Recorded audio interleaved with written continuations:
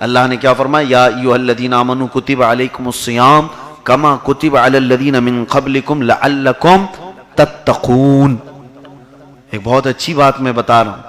اللہ فرماتا ہے ایمان والو تم پر روزے فرض کیے گئے جیسے پہلے والوں پر فرض کیے گئے تھے، اس لیے، اب سنو، کس لیے روزے فرض کیے گئے؟ اس لیے کہ تمہیں تقوی آ جائے۔ اب سمجھ میں آیا تقوی آتا کہاں سے ہے؟ روزوں سے بھی آتا ہے۔ روزوں سے تقوی اس لیے آتا ہے کہ روزے میں 3 چیزیں خاص طور پر، سب سے پہلی چیز تو کھانا چھوڑ دیتے ہیں، حرام نہیں حلال کھانا بھی چھوڑتے ہیں۔ پانی حلال ہے، پھل فروٹ آپ کے لیے حلال ہے، وہ حلال چیزوں کو بھی چھوڑنا پڑتا ہے روزے میں۔ آپ سمجھ رہے ہیں؟ تقوی روزے سے اس لیے آتا ہے کہ جب روزہ حلال چیزیں چھوڑنا تمہیں سکھاتا ہے تو روزے کی عادت والا آٹومیٹک حرام چیزوں کو بھی چھوڑ دے گا۔ حلال چیزوں کی بھی پابندی ہے۔ دوسری چیز اس کے اندر جماع، عورتوں سے قربت، یہ حرام ہے، شہوت کی کوئی کام وہ نہیں کر سکتا۔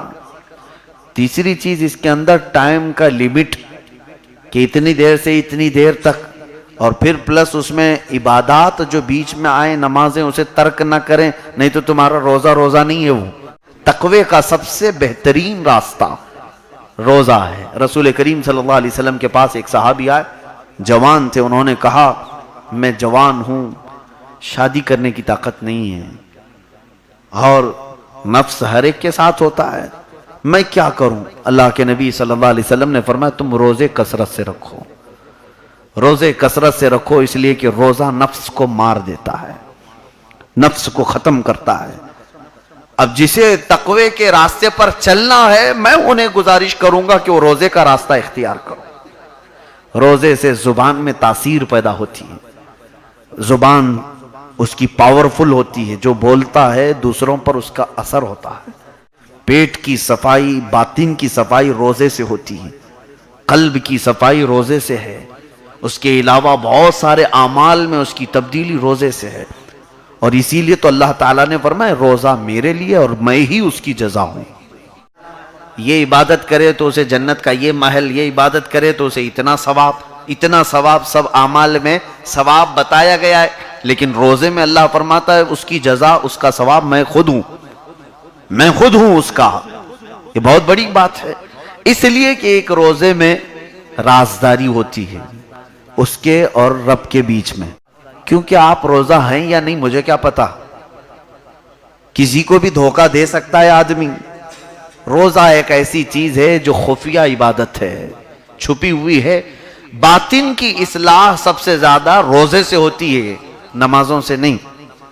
اپنے اندر کو اگر صاف کرنا ہو تو نمازیں پڑھنے والے کو کبھی بھی اندر کا شیطان بہکائے گا، کیونکہ نمازیں دکھ کر کے آتی ہیں، اور کبھی کبھار اس کے دل میں خیال آتا ہے کہ لوگ مجھے اب نمازی بولیں گے۔ لیکن روزہ ایک ایسی چیز ہے تم کس کو دکھاؤ گے؟ عزیزان گرامی، اس کی بڑی حکمتیں تقوی کا راستہ اختیار کرنے والے کے لیے پہلی چیز ہے روزہ۔ ترک دنیا اسے کرنے کا طریقہ سکھاتا ہے روزہ، بہت ساری چیزوں سے۔ اس پرفتن ماحول میں، یہ پر آشوب ماحول میں ایک روزہ ایسا بھی رکھ لو کہ صبح فجر کی نماز سے لے کر رات عشاء تک ہم انٹرنیٹ نہیں چلائیں گے۔ موبائل ہر ایک کے ہاتھ میں ہے، اسی لیے میں عرض کر رہا ہوں، یہ میں اپنی زبان سے اس کو روزہ کہہ رہا ہوں، ورنہ شرعی روزہ نہیں ہے یہ۔ وجہ یہ ہے کہ وہ روزہ تو ٹھیک ہے، باطن کی اصلاح کرتا ہے، لیکن یہاں حال یہ ہے کہ اس روزے کے ساتھ ساتھ یہ موبائل تو جاتا نہیں ہمارے ہاتھ سے، ساری خرابیاں یہ کروا دیتا ہے۔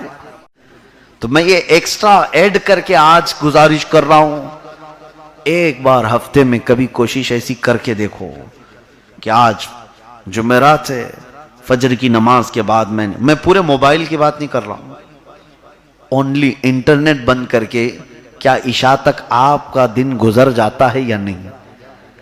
اگر آپ نے گزار لیا تو اس دن آپ مجھے بتانا کہ دن کیسا گزرا۔